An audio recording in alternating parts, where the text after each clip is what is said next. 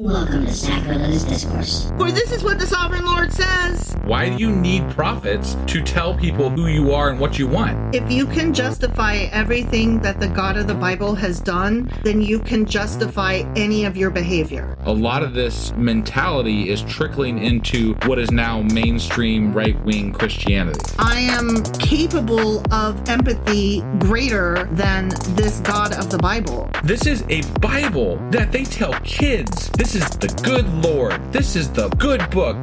He is fantasizing about murder, mass murder. Head over to sacrilegiousdiscourse.com right now to find out how to leave us a review or support us on Patreon.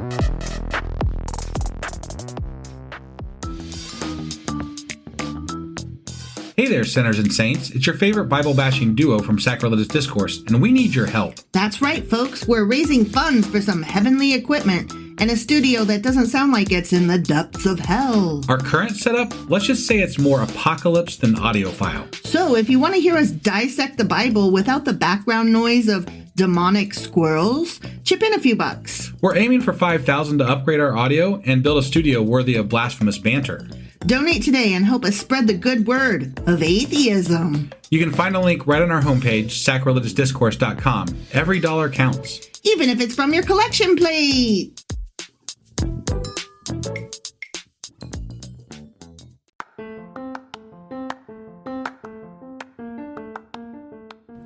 Welcome to Sacrilegious Discourse. I'm husband. And I'm wife. Together, we're reading the Bible for the very first time. We grew up without religion and wanted to know what all the fuss was about. Well, what have we learned so far? That God is a dick, and apparently some people believe in talking donkeys. We're not trying to pass ourselves off as experts. Nope, we're just reading the Bible for the first time and giving our first take reaction. If you'd like to join us in this venture, you might consider starting at episode 1. Otherwise, jump in wherever you like. All right, let's go read the Bible. Yeah, let's get to it. Husband! Wife! Do you remember what happened yesterday and how the hell we got here today right now? Well... Yes. Can I help you? Yesterday, we read... Well, yeah, it was yesterday. Sorry, it's a late day today, so I was, it took me aback for a second there. Yeah. But yesterday, we read Ezekiel Chapter 9. Sure as fuck did. Which, in that one, there was like 6 angel-y type things. They didn't specifically say that in the chapter. They were men, but I think that they were angel men. Sure. There were 6 men or angels or whatever, and maybe 1 scribe or 5 and 1 scribe. Who cares? Fuck cares. Right. Anyway. Guys and scribe. Yeah, they went through Jerusalem and like marked people's heads if they were appropriately godly or something, and then they killed the rest of them. Well, yeah. And Ezekiel was like, whoa, man. Like, that's horrible. Like, why? Stop. Yeah. But I think that was more just so, that way you can't go up there in front of people and say this shit and be like, you all deserve to die. You should die. Right. I think you're all awful. Yeah. You got to have like some like distance between you and that message. Like Ezekiel was like, dudes, I tried to stop him. I did ask God why. Yeah. And it's like, but you're so like chicken shit of him that you fall on your face every time he comes around. So I don't believe you, kind of. Yeah. It takes an act of God, literally, to get him to stand up and look at God. Right? And then there's the whole he saw God's dick thing. Multiple times. Yeah. That's interesting. Right? Yeah. I wonder if he's like a Klingon. I learned this week that Klingons have 2 dicks. And the women. And 2 vaginas. Yeah. 2 reproductive organs. Nothing I was aware of until you told me. And I still don't know where the fuck this is coming from. I'm quite certain it was not covered in Next Generation. I learned it. It did come up, apparently. We missed it because probably they didn't say, Worf has 2 dicks. Right. I'm sure that it was like blah, blah, blah, blah, blah, double of every organ, including reproductive, like. Sure. But I double checked. After I heard that, I was like, no. And then I double checked and it is canon. So Worf got 2 Ds. Interesting. I wonder if God is so lucky. I doubt it. I mean, he made, us in his image. So I think he's only got 1. Right. But we made Worf in our image and then didn't like it and gave him some forehead wrinkles and another penis just for good measure. Right. So, not the Worf and Klingon stuff, but the rest of that, we that was Ezekiel chapter 9. Sure as fuck was. Which means that today we're getting into Ezekiel chapter 10. All right, let's do this. Okie dokie.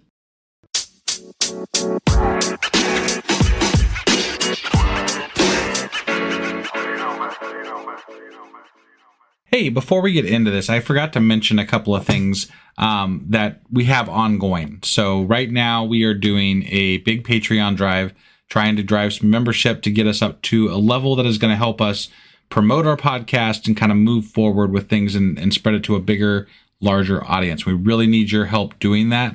So we're doing that. You can track the drive on sacrilegiousdiscourse.com. And I've got a tracker at the top that as we get new memberships and they go live, we're going to move that needle, and hopefully you guys can help us do that. So go to sacrilegiousdiscourse.com and click through there to go to our Patreon page and sign up for a new tier, which of those tiers, we do have advertising tiers now. So if you do have something you'd like to advertise and you think it's something that would work on our podcast, feel free to sign up for one of those tiers and we will get your ad on our podcast. And they are limited, so take one now. Yeah, there's only 5 slots total available for the ads, so do it. All right, that being said, I'm going to let wife get into the episode here. All right, well, we are hopping into Easy K, Big 10. Ezekiel Chapter 10. Ezekiel Chapter 10, yes. Okay, here we go. Ready? I'm ready. I, Ezekiel. You, Ezekiel. Yeah. I looked. Did he look? Okay. And I saw the likeness of a throne of lapis lazuli above the vault that was above the heads of the cherubim. So he's seeing the throne again. So, okay. Okay. All right. You know the magical throne? Yeah. I'm just, nothing really precipitated this. Did we? I'm not really sure what's going on here. He saw it from the first chapter. Now he's just seeing it everywhere, huh? I mean, he's seen it again 10 chapters later. Got it. 10 chapters. I would say that was my dyslexia happening. The Lord said to the man clothed in linen, so the scribey guy with the inkhorn, go in among the wheels beneath the cherubim. You know the wheels with the eyes? Yeah. Yeah. Fill your hands with burning coals from among the cherubim. I'm going to pass. And scatter them over the city. Okay. I'm a writer, not a fire starter. What the hell? And as I watched, he went in. So I guess the scribe guy, you know, the guy with the inkhorn. Yeah. I guess he went in and did it. Okay. Now the cherubim were standing on the south side of the temple when the man went in, and a cloud filled the inner court. Then the glory of the Lord, not the glory, the glory of the Lord rose from above the cherubim and moved to the threshold of the temple. So okay. This is God removing his glorious self from the entire ark and the temple and everything. Got it. Yeah. Like this is more of that. Okay. The happening in of Jerusalem and whole probably. Yeah. Yeah. The Eventually. cloud filled the temple and the court was full of the radiance of the glory of the Lord. So the glory of the Lord, like when we talk about the glory of the Lord, it's supposed to be like this physical thing. Like right. We don't say like the glory of the Lord and mean like it's glorious. He's glorious. We are actually referring to a physical God is physically essence. there. His glory is his like. Though this is technically a dream or something, a vision that he's having. So. Right. The sound of the wings, remember? Yeah. From the first chapter? Of the cherubim could be heard as far away as the outer court, like the voice of God Almighty when he speaks. Okay. Remember in the movie Dogma when God was played by Alanis Morissette? Yes. And she opened her mouth and like, what's his name? Ben Affleck, the bad angel, his head exploded. Yes. That was so cool. That's pretty cool. Yeah, I like that. Yep. When the Lord commanded the man in linen, take fire from among the wheels, from among the cherubim. The man went in and stood beside a wheel. Then one of the cherubim reached out his hand to the fire that was among them. He took up some of it and put it into the hands of the man in linen, who took it and went out. Okay. Okay, now I'm about to engage parentheses voice. Got Ready? it, yeah. Under the wings of the cherubim could be seen what looked like human hands. End parentheses. Okay. So the angels don't just have wings, they have human hands. I see. Okay. Yeah. I looked, and I saw beside the cherubim 4 wheels, one beside each of the cherubim. The wheels sparkled like topaz. As for their appearance, the 4 of them looked alike. Each was like a wheel intersecting a wheel. Remember? Yeah, that was the word they used. Yeah. As they moved, they would go in any one of the 4 directions the cherubim faced. The wheels did not turn about as the cherubim went. So it was just able to, zoom. They just went the ways, but it didn't turn. Right. Okay. It was like side to side and back and forth. It's like a really shitty Atari game. It's like Professor Xavier's wheelchair from X-Men. Yeah. And it was floaty and goey. Right. Yeah. The cherubim went in whatever direction the head faced without turning as they went. Their entire bodies, including their backs, their hands, and their wings, were completely full of eyes, as were their 4 wheels. Wow. So many eyes. Those it's eyes all the way down. Yeah. I heard the wheels being called the whirling wheels. That's what I always call wheels. The whirling wheels. Those are in quotes. I mean, oh my God. They're for real. I'm just imagining. Whoa, get a load of those whirling wheels. This is so ridiculous. Those wheels were really whirling. Check it. I want to see a religious person walk down the street with like a shirt with like the whirling wheels on it. Right? Like, oh, you really did read the book. Yeah. Good on you, man. Yeah, right? Yeah. Each of the cherubim had 4 faces. One face was that of a cherub. The second, the face of a human being. The third, the face of a lion. And the fourth, the face of an eagle. So we're missing an ox. That was, like they added the human being, or something. No, they added the cherub. They had the cherub. Yeah. They added the cherub. So they've got man and cherub. But they did away with, so we've changed the image of the angel here. Yeah, because we're missing the ox. Yeah. Then the cherubim rose upward. These were the living creatures I had seen by the Kabar River. Not quite. I know. Not quite. It's close. It's very close. Really fucking close. Yep. But the statue changed. Yeah. Took on a new face and dropped one. Right. I'd be looking around. Yeah, that's definitely. Where'd that face go? That's different. I bet that's a contradiction. I bet it is.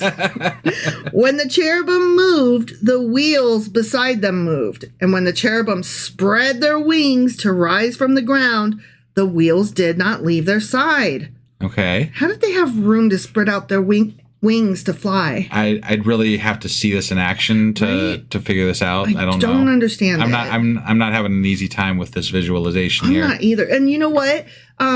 Making things have room for wings to spread out is a common art problem. The most recent example, you didn't see this, but I did. The movie Damsel on Netflix, starring Millie Bobby Brown, who played Enola Holmes. Okay. In the Enola Holmes series. Right. Sherlock's younger sister. Yeah. Anyway, really cute series based on a really cute book. But the movie Damsel, it was a 3-star movie at best. That's me being really generous. Okay. And inside the cave is a dragon, voiced by the actress who plays, what's her name? Like Amasarala. I can't remember how to say her name, but in The Expanse. Yeah, you know who I'm talking about, right? Yes, I do. She was in charge of the moon and stuff like that. The Earth and the moon. Yeah, right. She has a very distinguishable voice, which I adore, and she voiced the dragon, and that was great. Got it. And the art of the dragon was great. Like, actually, a lot of the art in the movie that I'm talking about, Damsel, was great. But when the dragon spread out its wings and flew through the corridors, how? They're inside a motherfucking mountain. Yeah, that doesn't work out very well. No, it doesn't. Like, the dynamics, the science doesn't work. And I understand that this is fantasy, not science, but we have to be able to see how it works if you're going to do something like this. Sure. And so these cherubim flying, that means they're flapping their wings, right? Yes. How is this happening? The science ain't sciencing. Okay? I don't know. I mean, beyond the fact that they're fucking angels in the first place with multiple faces. Right. But still, don't bring this magical thing and then say, and they were flying and there was plenty of room for their fucking wings. We're already talking about a god. So, I mean, I know. I don't- expect too much. I Right. expect too much. Yeah, And especially from thousands of years ago. it's just they are asking too much, I think. I don't expect too much. They are asking too much. Okay.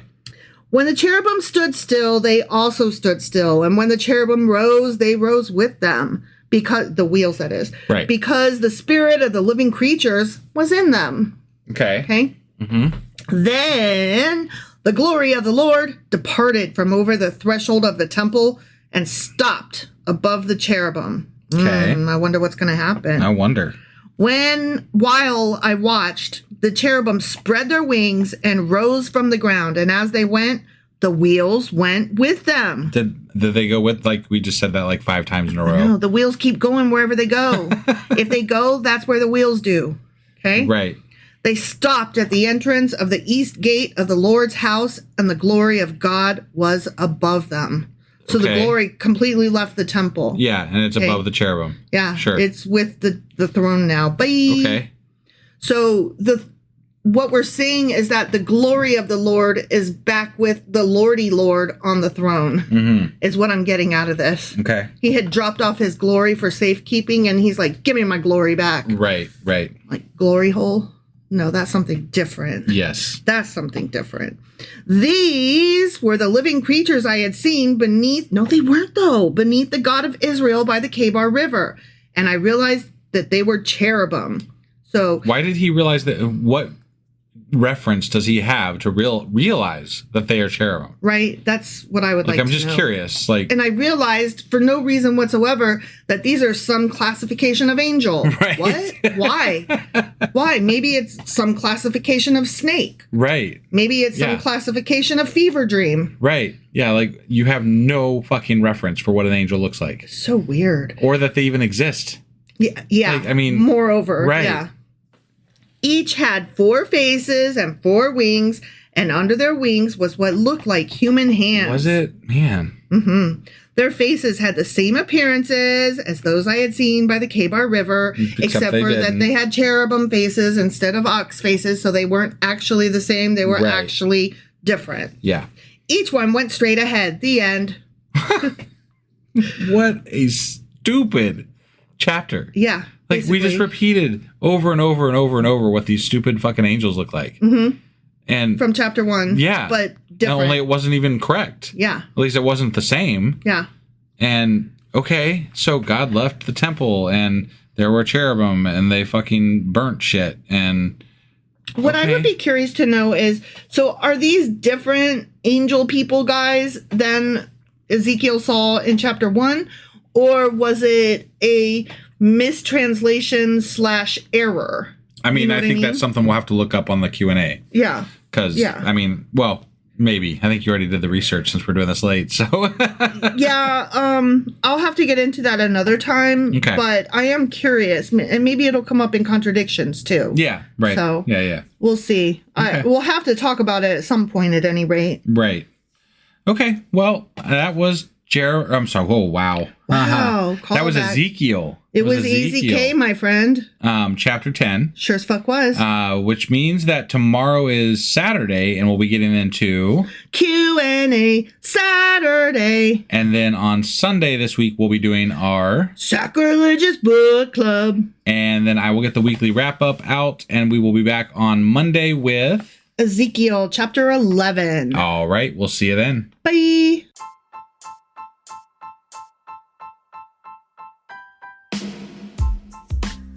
Hey, wife, I guess that's the end? But husband, that's just sad. It doesn't have to be. We are on lots of social media platforms like Twitter. Our handle there is sacrilegious_D. For these nuts. Oh my God. Stop doing that. Anyway, we're also on Facebook, Instagram, and Pinterest. There's a link to all of our social media sites at our website. Ooh, we have a website? Yeah, it's sacrilegiousdiscourse.com, where you can also find a link to our merch shop.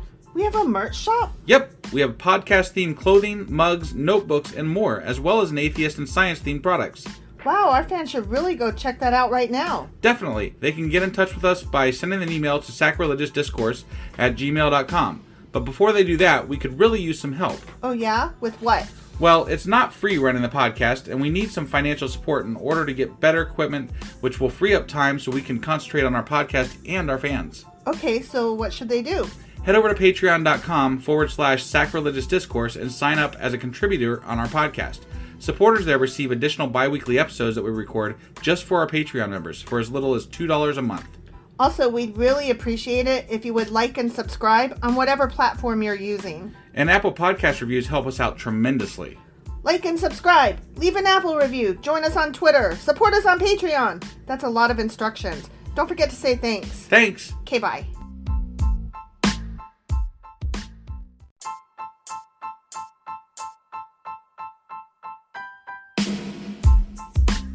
Hey wife, I guess that's the end? But husband, that's just sad. It doesn't have to be. We are on lots of social media platforms like Twitter. Our handle there is sacrilegious_D. For D's nuts. Oh my God.